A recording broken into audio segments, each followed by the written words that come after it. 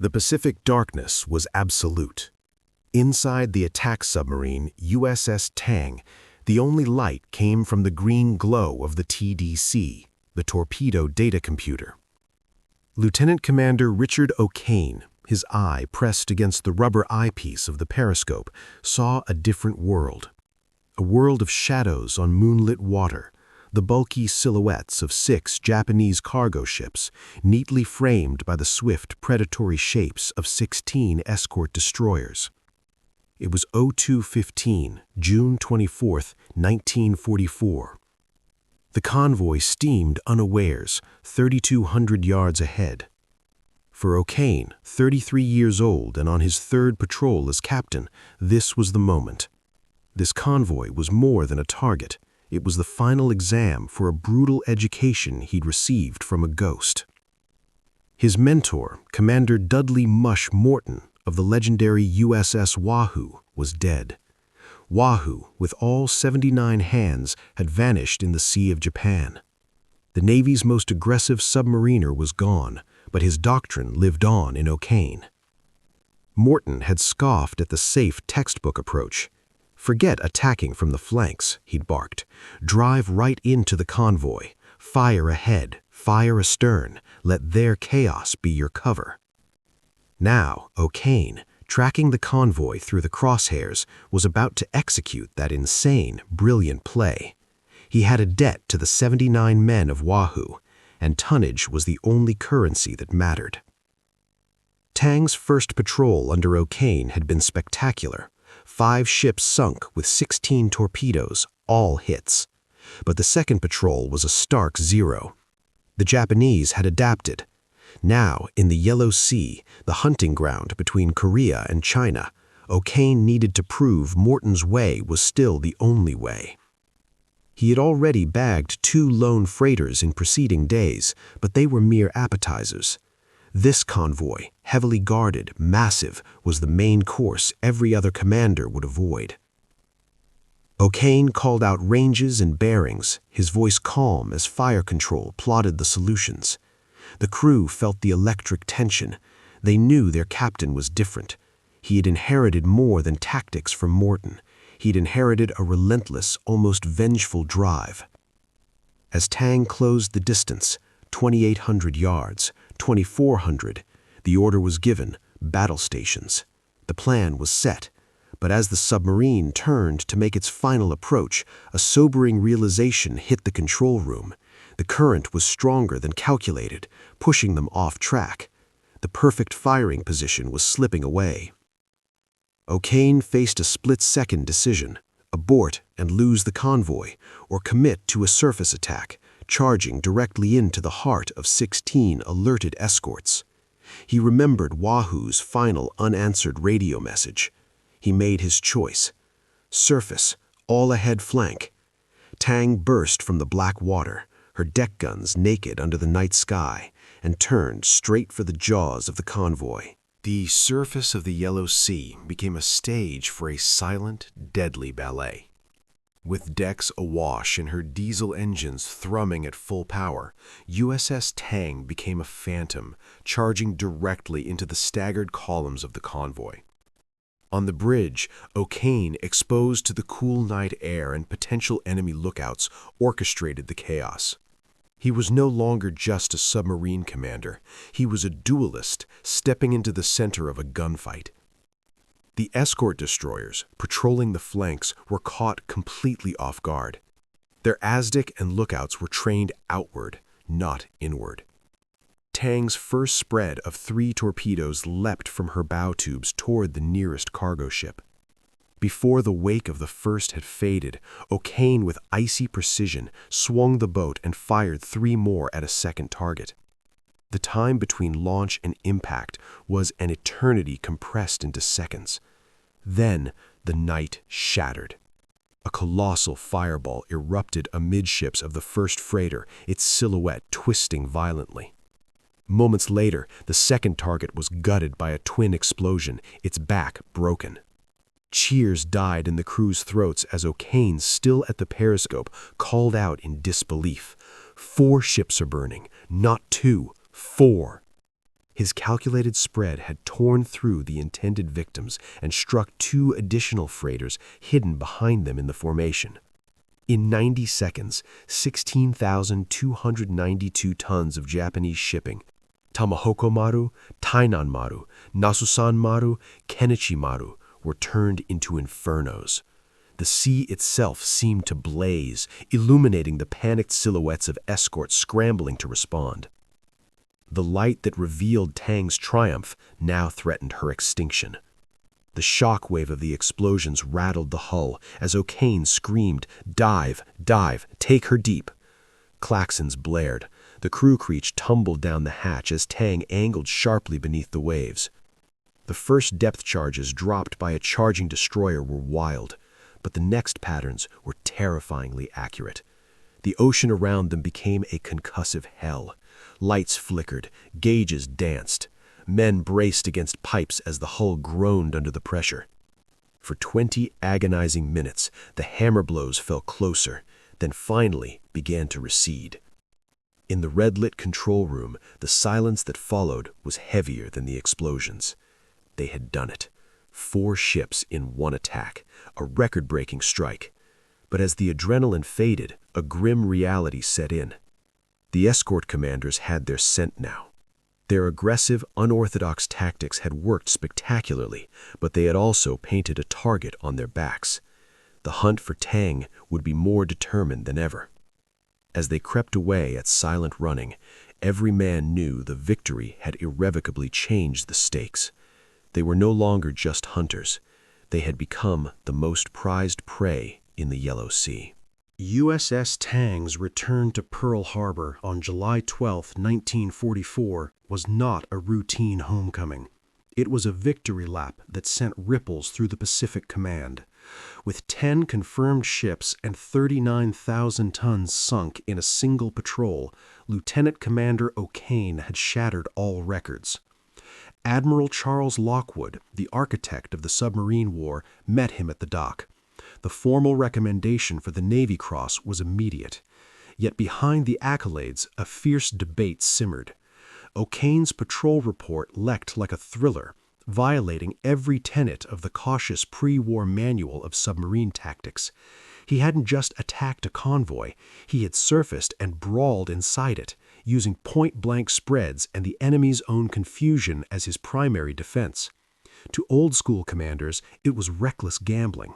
To Lockwood and the warriors he championed, it was revolutionary warfare, the next logical step forged in the crucible of Morton's Wahoo. O'Kane, the quiet professional, found himself the reluctant focal point of this doctrinal schism.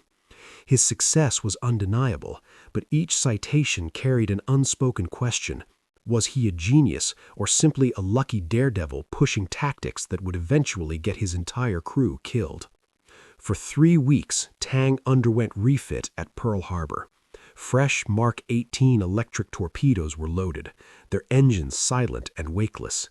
The hull was repaired, the engines tuned. Yet not all scars were on steel. 2 crewmen requested transfers, unable to stomach the relentless, close-quarters pressure of O'Kane's command style. This quiet attrition was the hidden cost of his aggression. On August 4th, Tang departed on her 4th war patrol. Her destination, the ultimate proving ground, the home waters off Honshu, Japan.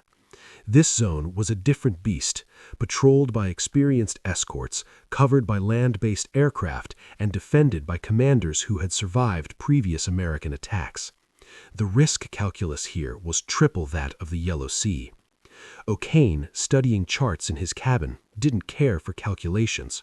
He cared about impact. The Empire was adapting, so he would adapt faster, pushing Morton's principles to their absolute limit. The first test came quickly on August 10th near Omeyazaki, a lone tanker, a textbook approach, 3 torpedoes fired. All 3 missed, streaking harmlessly past a zigzagging target. In the conning tower, the silence was heavier than any depth charge attack. It was the first clear miss of O'Kane's command, a brutal reminder that in these defended waters, even a master's touch could fail. By September 1944, Lieutenant Commander Richard O'Kane stood at the pinnacle of the silent service. 4 patrols, 20 ships sunk, a tally most captains never achieved in a full war. At Pearl Harbor, Admiral Lockwood offered him a graceful exit, a prestigious shore assignment, a teaching post, anything to preserve the Navy's top ace. The unspoken truth was clear. His luck was a finite resource. O'Kane's request was a quiet defiance. 1 more patrol. Lockwood, understanding that men like O'Kane were the spearhead of victory, approved. The destination was not just another hunting ground, it was the gauntlet, the Formosa Strait. This narrow passage between Formosa and the Chinese coast was the Imperial Japanese Navy's fortified artery, choked with minefields, patrol boats, and swarms of aircraft. Detection risk was triple the norm. For O'Kane, it was the ultimate validation of his and Morton's tactics, attacking where the enemy felt safest. He spent 3 weeks in intense study, plotting convoy routes through the treacherous strait's choke points. His weapon of choice would be 24 Mark 18 electric torpedoes, the Navy's new stealth weapon. Their nearly wakeless run made them deadly, but a grim footnote in technical bulletins warned of a rare steering defect. In less than 1% of cases, the gyro could fail, causing a circular run. It was a statistic, a decimal point of risk, buried under the weight of expected glory. On September 24, 1944, USS Tang slipped from Pearl Harbor before dawn. Aboard were 87 men, a mix of hardened veterans and new replacements. The atmosphere was one of focused confidence, not foreboding. They were riding with the best. After a brief refueling stop at Midway, Tang turned west, entering enemy waters under strict radio silence, a ghost ship. For 12 tense days, she navigated unseen, her crew rotating through watch cycles in a world of constant listening and scanning. The pressure was a tangible thing, a slowly tightening spring. They reached the Formosa Strait on October 10th, and the hunt began. The first strike was textbook O'Kane, a night surface attack on October 10th that left 2 freighters, Joshu and Omaru, burning on the water. It was first blood, proving they could strike even here. Yet for 13 subsequent days, the strait seemed empty. O'Kane, impatient, pushed Tang deeper north, closer to Formosan air bases, testing the boundaries of their invisibility. The crew felt the isolation, the weight of the silent, menacing sea around them. They had expended torpedoes, but the bulk of their arsenal, including that statistical flaw in every Mark 18, remained in the tubes, waiting for the decisive engagement they knew their captain would inevitably find. The radar screen in USS Tang's conning tower painted the dream, a dense cluster of blips. It was October 23, 1944, 1700 hours. Through the periscope, Lieutenant Commander O'Kane confirmed the largest convoy since his record-breaking June attack. 3 precious tankers, a transport, a freighter, and a screen of at least 8 vigilant escorts. This was the moment he had come to the Formosa Strait for. For 6 hours, Tang stalked the formation, O'Kane and his fire control team plotting the perfect intercept. As full darkness fell, he made his choice. A repeat of the Wahoo doctrine. At 2300 hours, the order crackled, surface, full speed. Tang erupted from the Black Sea, her diesels roaring, and charged like a cavalry saber into the heart of the convoy. Chaos was instantaneous. O'Kane, from the bridge, fired at the nearest tanker. 2 torpedoes struck home, and the vessel detonated in a fireball so immense it turned night into a hellish day, silhouetting the entire Japanese formation. Seizing the pandemonium, O'Kane pivoted, picking off the remaining tankers with ruthless efficiency. Within 90 seconds, 3 fuel-laden giants were blazing funeral pyres. Then the enemy reacted. A Japanese transport, instead of fleeing, turned its bow directly at Tang and surged forward, aiming to ram. With no time to dive, O'Kane shouted for emergency maneuvers. Tang's engine screamed as she heeled hard to port, the transport's bulk looming monstrously in the firelight. They turned inside the enemy's arc, the transport missing their stern by less than 50 yards. But its momentum carried it uncontrollably into the path of a burning tanker. The catastrophic collision of the two ships sent a metallic shriek across the water. O'Kane, cool amid the bedlam, finished them with 2 stern torpedoes. 5 ships were doomed. As a destroyer raced in, depth charges already rolling off its racks, Tang finally dove. For 20 minutes, 37 explosions shook the boat, one cracking light fixtures in the control room. When they surfaced at dawn, the strait was an oil-slicked graveyard. The victory was unprecedented, but the cost was tangible. Only 6 torpedoes remained, and the enemy now knew a wolf was in the strait, hunting in a way they had never seen before. Dawn on October 24th found USS Tang running on nerve alone. The crew was exhausted, but the scent of the hunt was still in the air.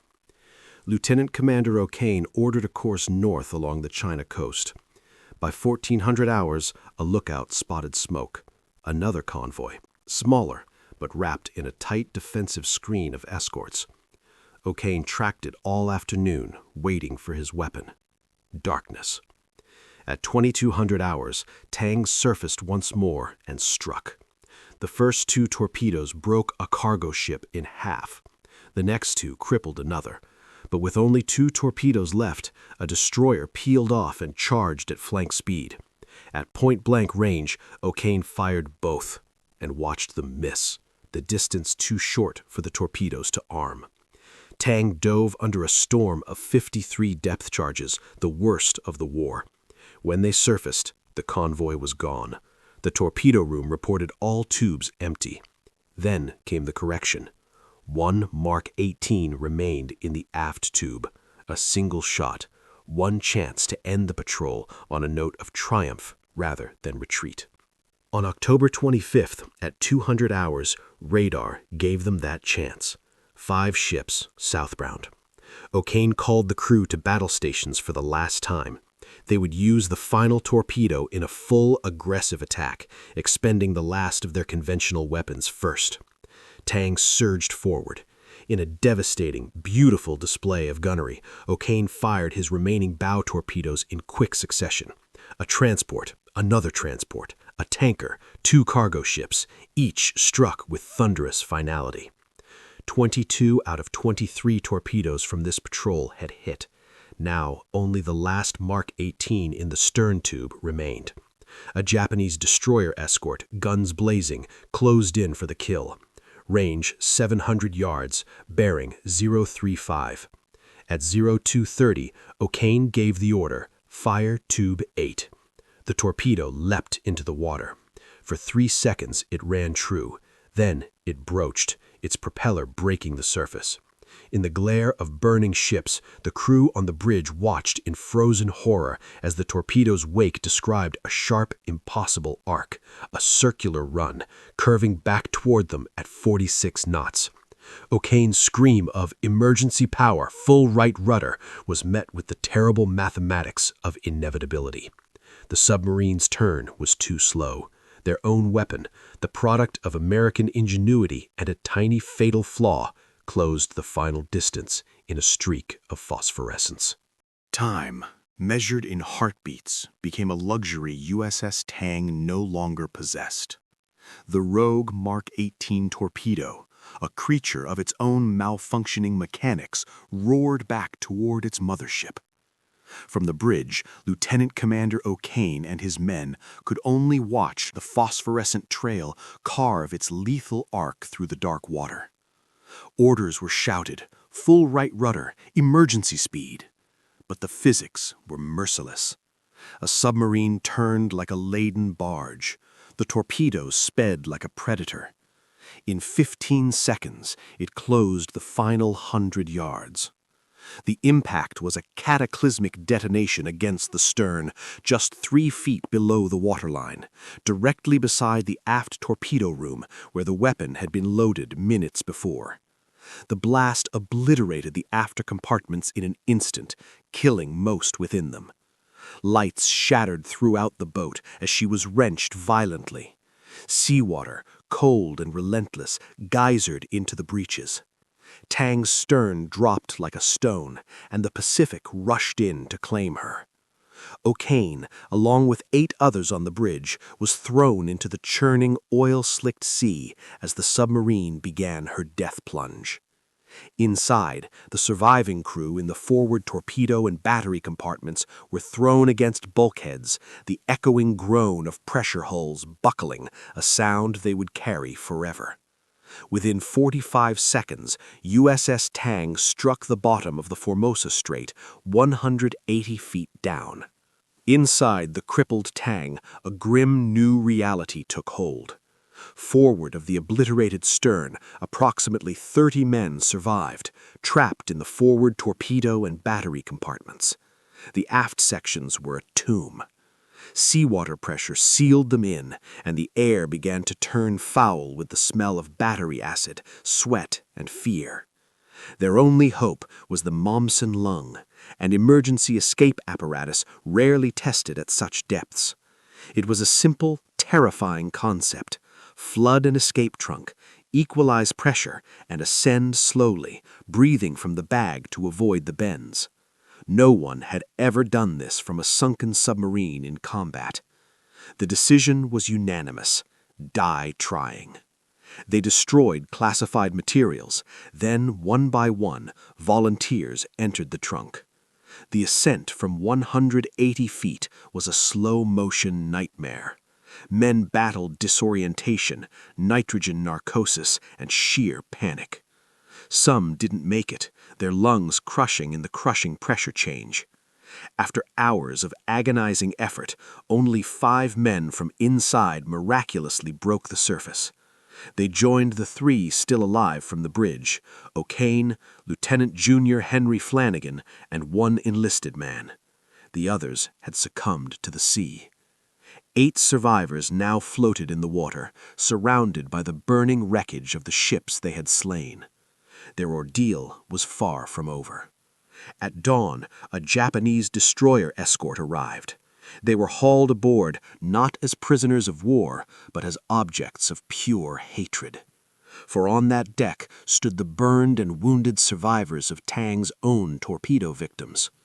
The beatings that followed were brutal, personal, and, as O'Kane later reflected, a form of terrible justice he could understand.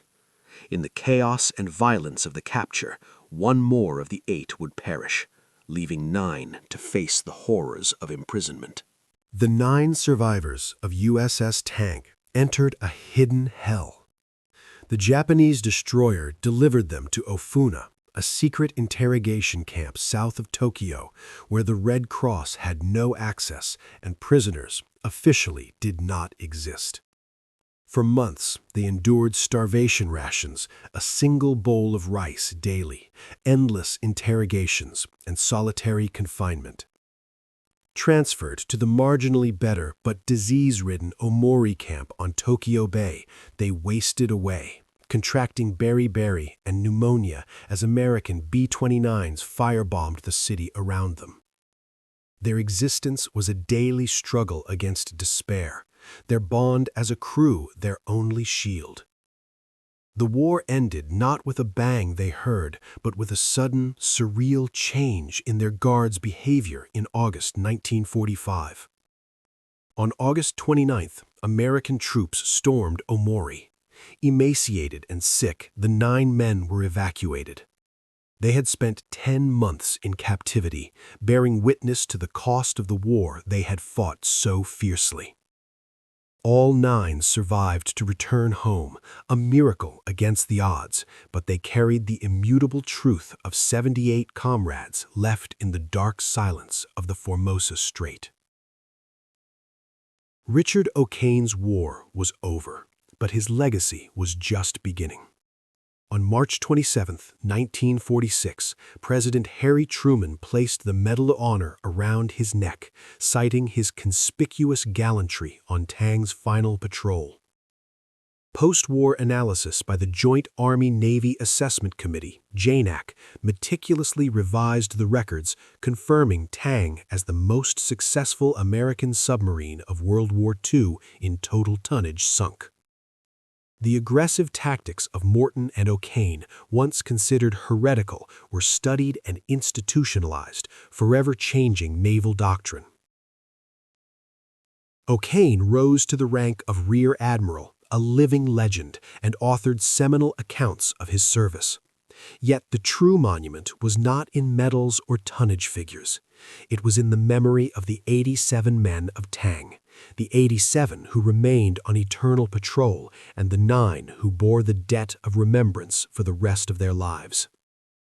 The wreck of USS Tang, the vessel that carried them to immortality, rests undiscovered to this day in the Formosa Strait, a silent tomb and a testament to the extreme price of decisive victory.